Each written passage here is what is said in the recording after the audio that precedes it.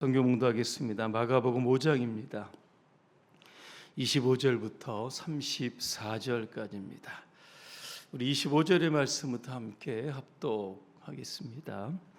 12해를 혈류증으로 알아온 한 여자가 있어 많은 의사에게 많은 괴로움을 받았고 가진 것도 다 허비하였으되 아무 효험이 없고 도리어 더 중하여졌던 차에 예수의 소문을 듣고 무리 가운데 끼어 뒤로 와서 그의 옷에 손을 대니 이는 내가 그의 옷에만 손을 대어도 구원을 받으리라 생각함일러라.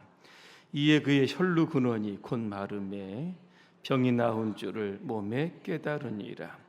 예수께서 그 능력이 자기에게서 나간 줄을 곧 스스로 아시고 무리 가운데서 돌이켜 말씀하시되 누가 내 옷에 손을 대었느냐 하시니 제자들이 여짜오되 무리가 에워싸 미는 것을 보시며 누가 내게 손을 대었느냐 물으시나이까 하되 예수께서 이 일 행한 여자를 보려고 둘러보시니 여자가 자기에게 이루어진 일을 알고 두려워하여 떨며 와서 그 앞에 엎드려 모든 사실을 여쭈니 예수께서 이르시되 딸아 내 믿음이 너를 구원하였으니 평안히 가라 내 병에서 놓여 건강할지어다. 아멘. 주님의 옷자락에 손을 대는 믿음이라고 하는 주제로 말씀을 드리겠습니다. 할렐루야. 아멘. 몇 분과 인사하겠습니다. 믿음의 터치는 치유를 가져옵니다. 자, 우리의 삶이 늘 그렇듯이 내 마음대로 참 되지 않습니다. 내 뜻대로 되지 않는 것이 우리의 인생사일 겁니다. 때로는 우리가 아무리 인생을 잘 준비하고 계획해도 삶의 복병이 갑자기 나타납니다. 때로는 그 복병이 질병일 수 있습니다. 평소에 이렇게 건강한데, 그죠?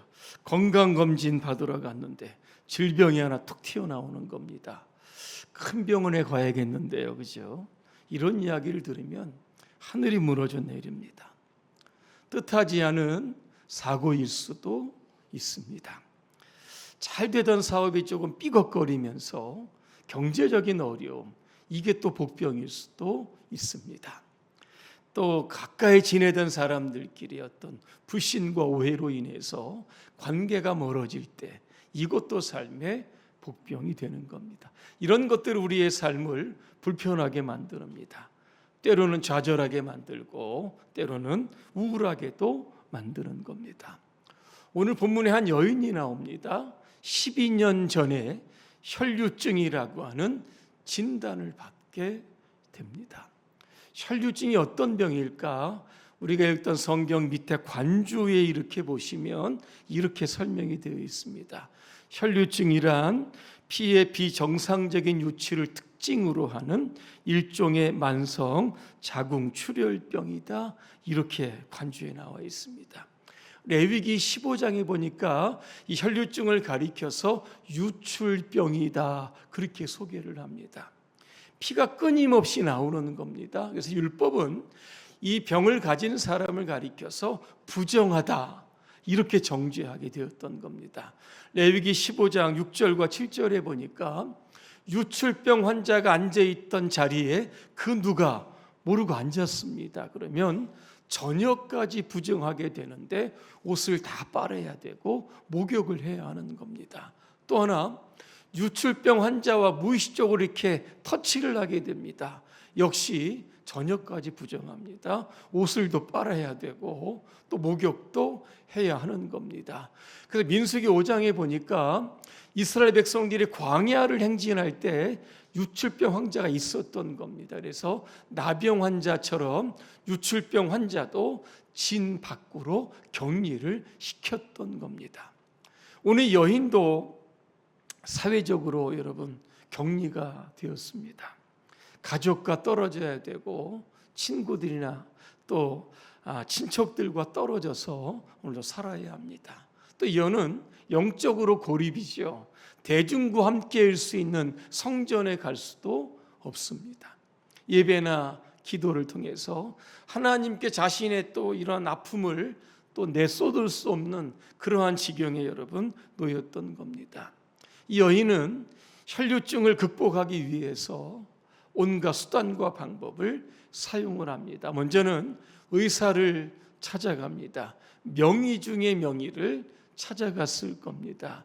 근데 오늘 결과가 어떻게 됩니까? 아무 효험이 없었다 그랬습니다. 몸 상태는 더 악화되었다. 있던 돈도 다 허비했다. 그렇게 이야기가 여러분 나옵니다. 당시에 혈류증을 고칠 수 있는 민간요법이 있었다고 합니다. 타조의 알을 갈아서 속옷에 넣고 다니면 그렇죠, 병이 치유된다. 아니면 흰 암나귀의 배설물 중에 보리알을 몸에 쥐고 다니면 혈류병이 치료된다는 겁니다.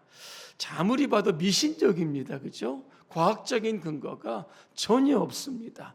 그럼에도 아마 이 여인은 살기 위해 이 방법도 해봤을 겁니다.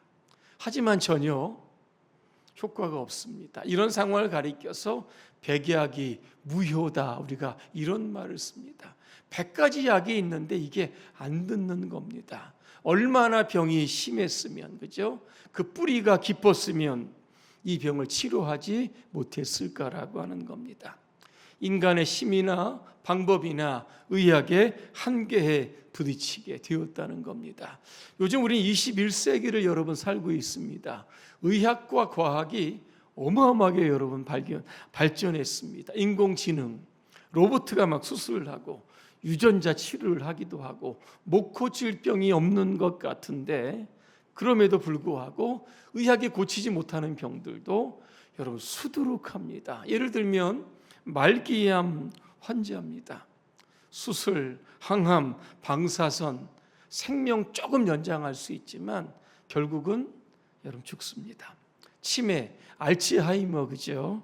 진행의 속도를 조금 늦출 수 있지만 파괴된 기억을 재생할 수는 또 없는 겁니다. 또 파킨슨이나 루게릭이죠. 역시 마찬가지입니다. 근본적으로 치료 방법이 여러분 없습니다.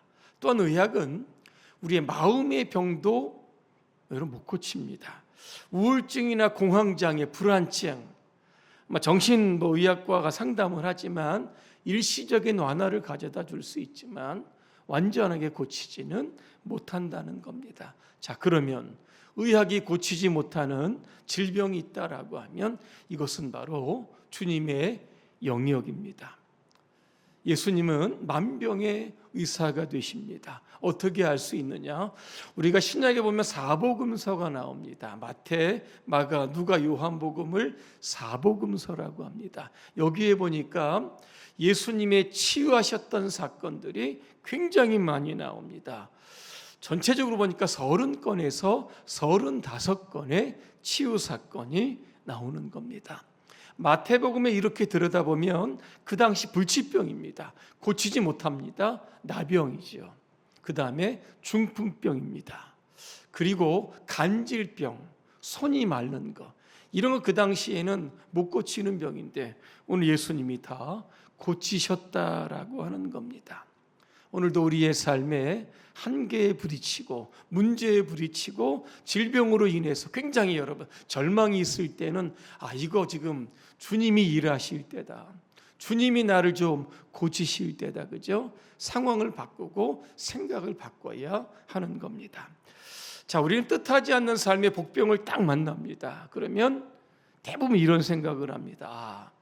지은 죄가 많아서 내가 이렇게 지금 하나님께 심판을 받고 있구나.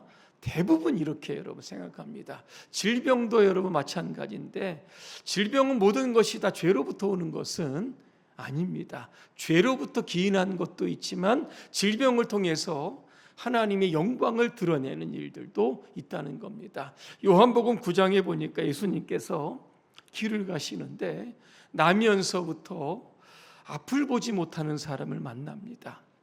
제자들이 궁금하죠.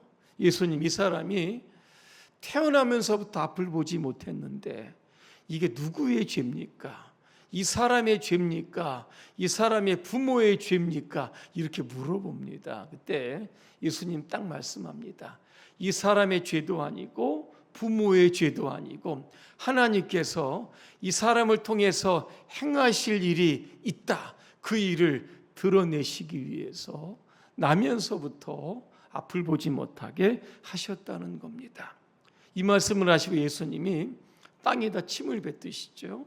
진흙을 이깁니다. 그 사람의 눈에 이렇게 바릅니다. 그러면서 실로암 못에 가서 씻으라 말씀합니다.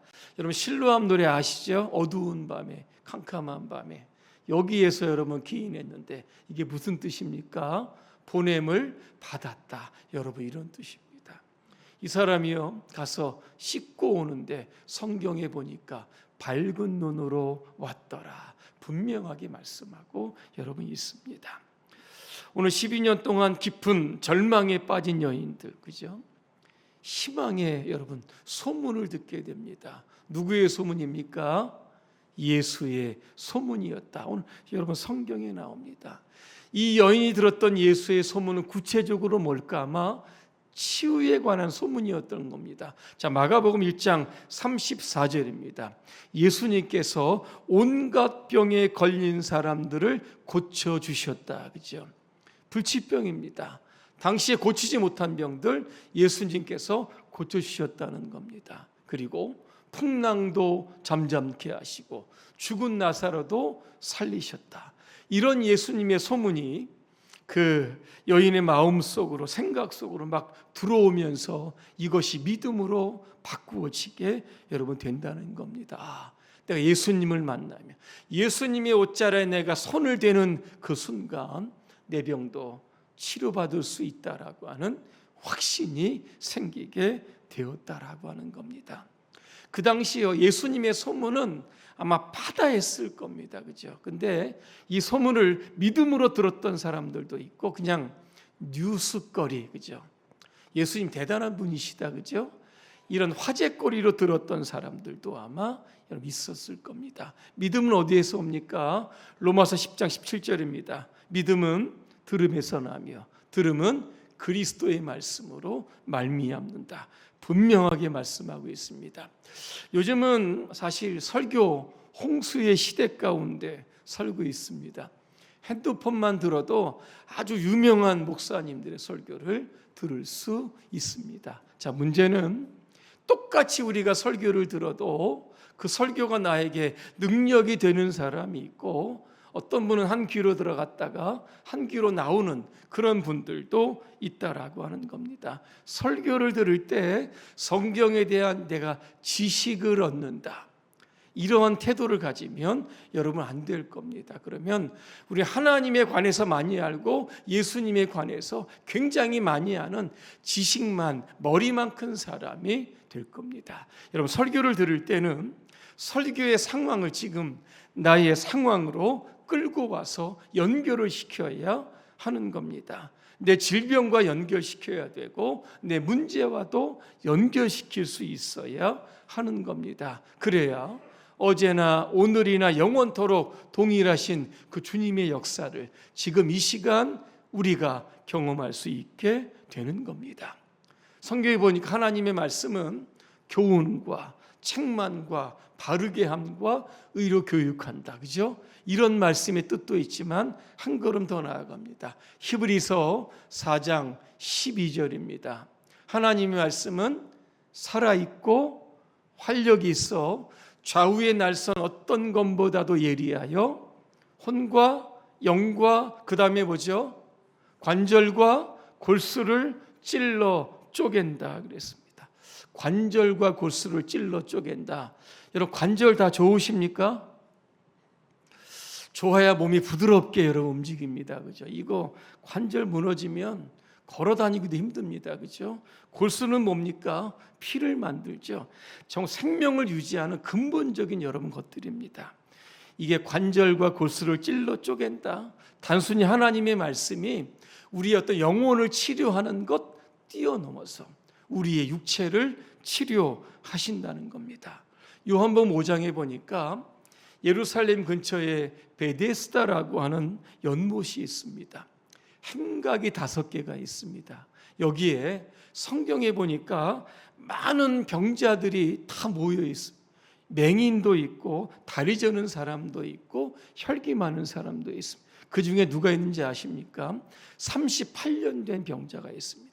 예수님 그 병자를 딱 보시면서 참 오랫동안 누워 있었다, 그죠? 딱 알아보시는 겁니다. 아마 이 중풍병 환자가 아닐까, 제 생각엔 그런 생각이 듭니다. 근데 낫고 싶으냐 그렇게 물어봅니다. 그러면서 그 사람을 향해서 이렇게 이야기합니다. 일어나서 내 자리를 들고 걸어가라. 여러분 말씀합니다. 어떻게 됐겠습니까? 그 사람이 일어납니다. 그죠? 38년 된 환자가. 사람들이 보고 놀랍니다. 이게 무슨 의미일까? 예수님의 말씀 자체가 여러분 약입니다. 수술이 되고 치유의 능력이 된다는 겁니다. 이거를 증명하는 말씀이 잠언 4장 20절과 21절, 22절을 제가 한번 읽어드립니다. 내 아들아, 내 말에 주의하여 내가 말하는 것에 내 귀를 기울이라. 이 말에는 한시도 내 눈을 떼지 말고 너희 마음속 깊이 잘 간직하여라.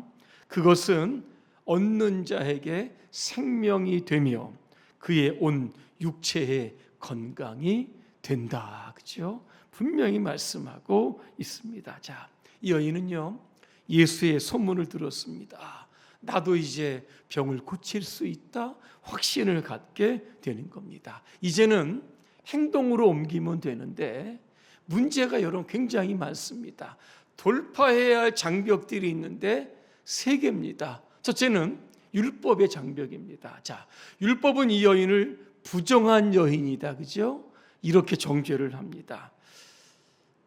지역에 소문이 다 났을 겁니다. 저 혈루증 환자야, 부정한 환자야, 우리가 가까이 되면 안 되는 사람이야, 그죠? 이러한 사람들의 인식이 있었던 겁니다. 자, 성경에 보면 혈루증 여인이 고의적으로 누군가에게 접촉했을 때 돌을 던져 죽여라, 이런 구절은 없습니다. 하지만 그 시대에 여러분 전통이라고 하는 게 있습니다, 그죠? 법만큼 무서운 게 아니겠습니까? 이 혈루증 환자들이 돌아다니거나 의도적으로 누구를 만나는 것이 공동체 중에 누구에게 발각이 되면 돌에 맞아 죽을 수도 있다라고 하는 겁니다. 그러니까는 율법이 정한 죄인이죠.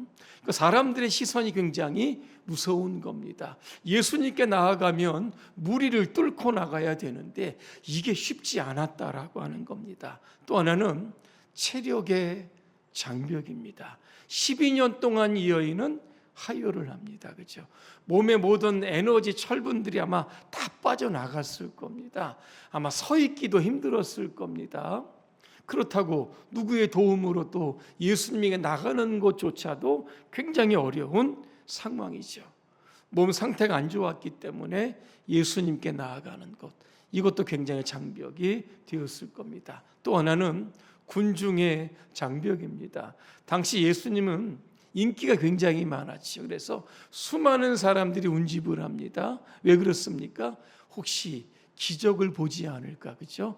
호기심 때문에 모인 사람들도 많고, 또 하나입니다. 병자와 그의 가족들, 늘 예수님을 쫓아 여러분 다녔던 겁니다. 자, 여인은 이 3가지의 장벽에 갇혀 있지 않았습니다. 믿음으로 그 장벽을 여러분 돌파했다는 겁니다. 여러분 믿음이 뭡니까? 여러분의 장애물이 있습니다. 그죠? 장벽들이 있습니다. 하나님을 믿는 믿음으로 돌파해서 예수님께 나아가는 것, 이게 바로 믿음이라고 하는 겁니다. 마가복음 2장에 보니까 예수님이 가버나움에 계십니다. 한 집에 이렇게 계시는데 소문이 바닥에 납니다. 사람들이 얼마나 많이 모였는지 문 앞에까지, 그죠? 꽉 찹니다. 그때요, 4사람이요, 한 중풍병자를 들것에 실어가지고 예수님 만나러 옵니다. 장벽이죠. 군중의 장벽. 뚫고 들어가지 못합니다. 어디로 갑니까? 지붕으로 올라갑니다. 지붕을 뜯고, 그죠? 중풍병자 그 누운 상을 내릴 정도면 아마 지붕 다 뜯었을 겁니다. 그죠? 그 안에 지금 예수님께서 설교하고 계시는데 거기에서 그 중풍병자임 내려옵니다. 이는 뭐라고 말씀하십니까? 그들의 믿음을 보시고 중풍병자를 향해서 내 죄 사함을 받았다 이렇게 말씀합니다. 일어나서 내 상을 들고 걸어가라. 기적이 나타납니다. 사람들이 막 놀라면서 하나님께 영광을 돌렸다. 이렇게 결말을 짓고 있다는 겁니다. 이 여인이 드디어 믿음으로 용기를 냅니다. 군중으로 끼어 들어갑니다. 예수님의 뒤로 들어가서 예수님의 옷에 손을 대었다. 마태복음에 보니까 겉옷가에 손을 대었다 그렇게 말씀합니다. 이 옷이라고 하는 게 무엇일까? 출애굽기 28장에 보면 제사장들이 입는 에봇에 관한 말씀이 나옵니다. 굉장히 화려한 옷이죠.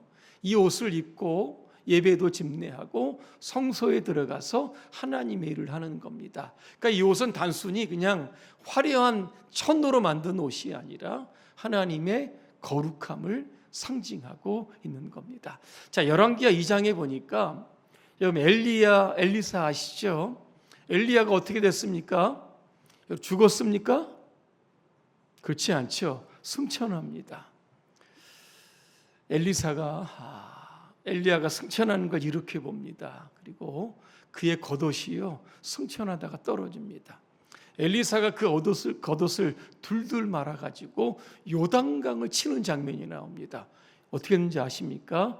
그 엘리사가 요단강을 치니까 이리저리 물이 갈라졌다. 엘리사가 건넜다. 이렇게 말씀이 나옵니다. 그러니까 겉옷이라고 하는 게 뭘까?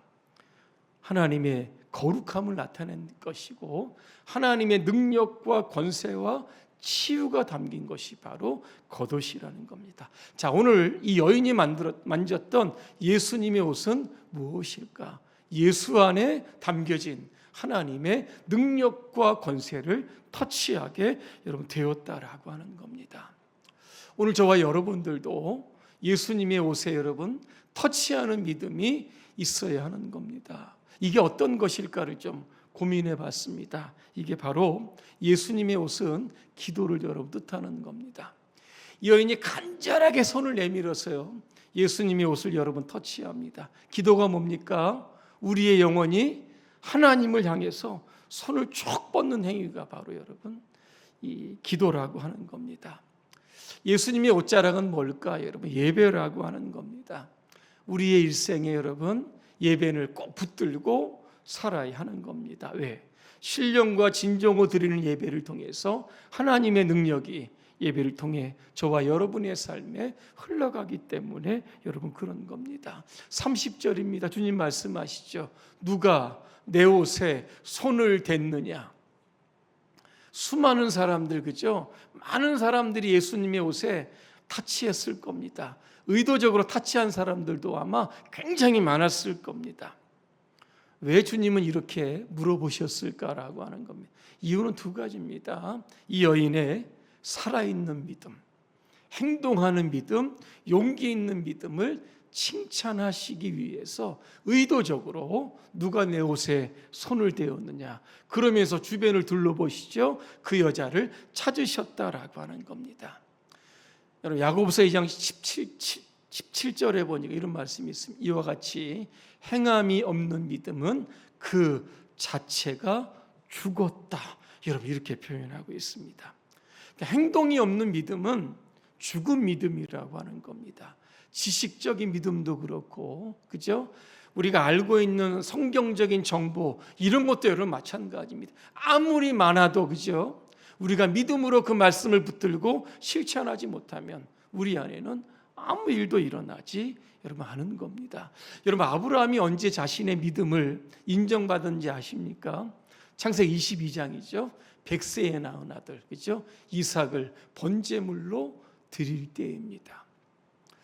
우리도 그렇죠. 마음속으로는 이삭을 수천 번, 수만 번 드립니다. 그러나 그 생각이 우리의 마음이 믿음으로 발전하지 않으면, 그죠? 하나님의 칭찬을 듣기가 어렵다라고 하는 겁니다. 또 하나, 진정한 믿음의 접촉이 뭐냐? 오늘 이거 지금 예수님 말씀하시려고 누가 내 옷에 손을 대었느냐? 여러분 이렇게 물어봤던 겁니다. 수많은 사람이 예수님을 터치했지만 유일하게 이 여인만이 고침을 받았다. 무엇일까? 결국 믿음을 이야기한 겁니다. 히브리서 11장 6절입니다. 믿음이 없이는 하나님을 기쁘시게 할 수 없다라고 하는 겁니다. 오늘 저와 여러분들은요, 과연 믿음을 가지고 주님의 일을 하는지를 한 번쯤 돌아보아야만 하는 겁니다. 형식적으로 예배하고 습관적으로 기도하고 그냥 하던 건데 그냥 마지못해서 우리가 주의 일을 하고 있지는 않은지를 한번 돌아보아야만 한다는 겁니다. 왜? 주님 우리의 예배를 통해서, 기도를 통해서, 우리가 주님께 하는 봉사를 통해서 우리의 삶에 하나님의 능력을 전달하시기 때문에 여러분 그렇다라고 하는 겁니다. 하나님의 마음을 감동시킬 수 있는 진정한 믿음으로 우리는 주님 앞에 서야 하는 겁니다. 오늘 예수님이 여인을 향해서 여러분 뭐라고 호칭을 부르십니까? 딸아 그랬습니다. 남자라면 아들아 아마 여러분 그랬을 겁니다. 율법적으로 부정한 사람이었지만 그죠? 이제는 하나님의 자녀가 됐다는 겁니다. 너는 더 이상 부정하지 않다는 겁니다. 거룩한 하나님의 백성, 죄사함 받은 하나님의 백성으로 사랑한다. 그러면서 평안을 선포했던 겁니다. 내 병에서 너희도 건강할지어다. 앞으로 살아가는 동안 건강하게 살아라. 이런 축복을 해주셨던 겁니다. 결론입니다. 인간의 절망은 하나님의 역사의 시작인 줄로 믿습니다. 세상은 한계가 있지만 주님은 한계가 없으십니다. 불가능을 가능으로 바꾸십니다. 행동하는 믿음, 그죠? 이게 진짜 살아있는 여러분 믿음입니다. 오늘도 여러분 살아있는 믿음으로 주님의 옷자락에 여러분 손을 대시는 심정으로 신앙생활 하시길 바랍니다. 그래서 여러분의 영혼을 또 고치고 질병도 고치시고 여러분의 삶에 하나님의 평안이 늘 함께 하시기를 주님의 이름으로 축복합니다. 기도하겠습니다.